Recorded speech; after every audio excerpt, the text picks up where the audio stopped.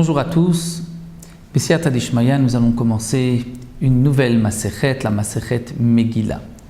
Comme son nom l'indique, Megillah, de la Megillat Esther, nous allons voir les halachot, les lois de la lecture de la Megillah le jour de Purim.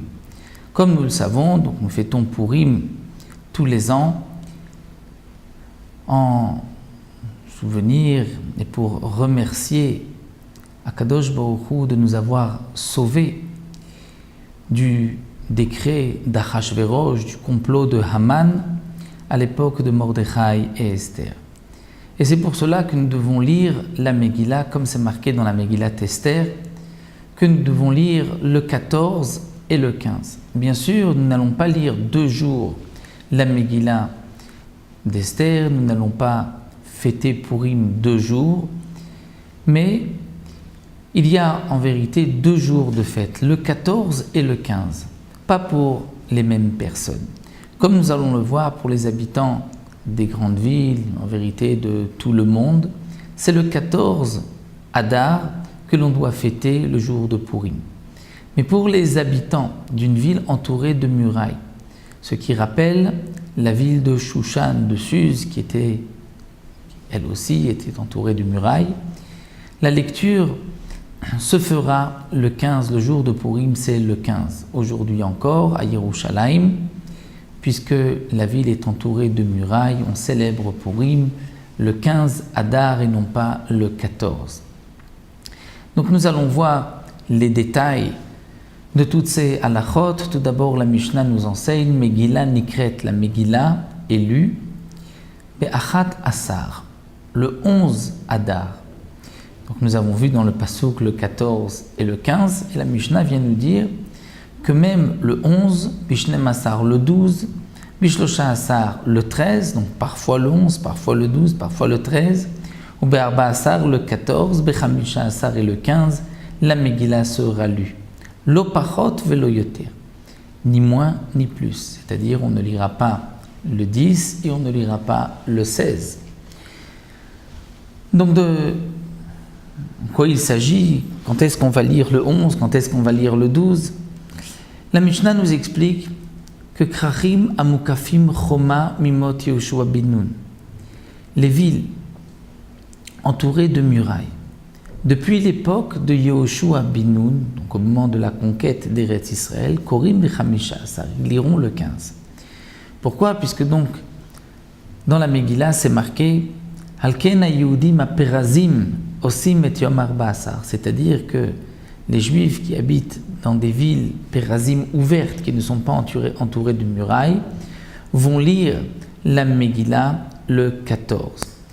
Donc on comprend que ceux qui habitent dans une ville entourée de murailles, c'est le 15, puisque ailleurs, le pasuk nous dit qu'on lira la Megillah, on fêtera le 14 et le 15. Donc nous savons que ce n'est pas les deux, ça aussi on l'apprend de Psukim dans la Gemara. C'est ou le 14 et le 15, mais puisque c'est marqué que le 14 c'est pour les villes qui ne sont pas entourées de murailles, on comprend que le 15 ce sont pour les villes entourées de murailles. Et entourées de murailles depuis l'époque de Yehoshua ben Nun. Pourquoi? Puisqu'en vérité, à l'époque de Shushan, cette ville, Suse, était entourée de murailles, donc les Chachamim voulaient instaurer que toute ville qui ressemble à Shushan, dont la ville est entourée de murailles, on devra lire le 15. Seulement à l'époque, Yerushalayim était détruite et il n'y avait pas de murailles. Et donc, les Chachamim, par honneur, par kavod à Yerushalayim, ont décrété que c'est les villes entourées de murailles depuis l'époque de Yehoshua ben Nun. Donc ainsi, on a inclus Yerushalayim. Donc c'est pour cela, nous dit la Mishnah, que les villes qui sont entourés de murailles depuis l'époque de Yehoshua ben Nun vont lire la Megillah le 15, puisque les Bnei Israël, comme c'est marqué dans la Megillah, on leur a donné le 13 pour se battre contre leur ennemi, et le 14, ils se sont arrêtés, et c'est pour cela qu'ils célèbrent le 14. Alors qu'à Shushan, ils ont eu 1 jour de guerre supplémentaire, on leur a donné 1 jour en plus pour abattre leurs ennemis, et c'est donc le 15 qu'ils se sont arrêtés, et c'est le 15 qu'on fête Purim pour les habitants de Shushan, de Suse, et pour les habitants de toutes les villes entourées de murailles. Alors que Kfarim, donc là nous avons vu le 14 et le 15, nous allons voir maintenant le 11, le 12 et le 13, il s'agit des Kfarim, des petits villages, comme nous allons le voir tout de suite. Mais donc d'abord les Kfarim, les villages, Vayarot Gedlot, les grandes villes, Korin Be'arba Asar, comme la Mishnah Bet, la deuxième Mishnah nous le dira. Korin Be'arba Asar, ils pourront lire le 14, c'est-à-dire lorsque Purim tombe un lundi ou un jeudi. Si le 14 tombe lundi ou jeudi, ils liront le lundi ou le jeudi, donc le 14. Et là, mais parfois, chaque Farim Magdimim Yom HaKnissa, les habitants des villages vont avancer la lecture au Yom HaKnissa, au jour de rassemblement, qui est le lundi et le jeudi. C'est-à-dire que si Purim tombe un mardi, ils liront dans les petits villages, ils liront la Megillah le 13, c'est-à-dire le lundi, un jour avant. Si Purim tombe un mercredi, ils liront aussi donc 2 jours avant le lundi, et c'est donc le 12, mais ça nous le verrons dans la deuxième Mishnah.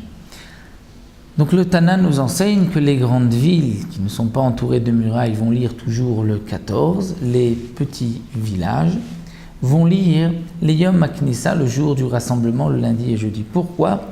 Comme le Barthénora nous le rapporte au nom de la Gemara, les Chachamim ont permis aux habitants des villages de lire le lundi et le jeudi, étant donné que les villageois ne savaient pas lire, en tous les cas, la Megillah, donc sans ponctuation, sans voyelle, avec les tamim, et donc ils devaient se rendre dans les grandes villes, puisque de toutes les manières, ils se rendaient le lundi et le jeudi, parce que les tribunaux siégeaient le lundi et le jeudi, ou aussi parce que c'était les jours de marché. C'est pour cela que les Chachamim ont dit, puisque les villageois se déplaçaient de toutes les manières pour se rendre dans les Baté Dinim ou pour écouter la Kriyat Torah le lundi et le jeudi, c'est pour cela qu'on leur a permis de lire la Megillah ce jour même, afin qu'ils n'aient pas besoin de revenir dans la grande ville le 14, et ainsi ils pourront se préoccuper de préparer les besoins des habitants de la ville pour la Séouda, pour le festin de Purim. Et ça, nous l'apprenons des psukim, Bismanehem, comme c'est marqué dans leur temps, de là on apprend qu'il y a des moments pour chaque ville. Il y a donc pour les grandes villes, les villes entourées de murailles et les petits villages. Donc nous verrons dans la deuxième Mishnah dans quel cas on arrive au 11, le 12, le 13, donc le 14 et le 15, c'est le plus simple, ça nous l'avons expliqué dans la première Mishnah, on se retrouvera dans la Mishnah Bet pour la suite.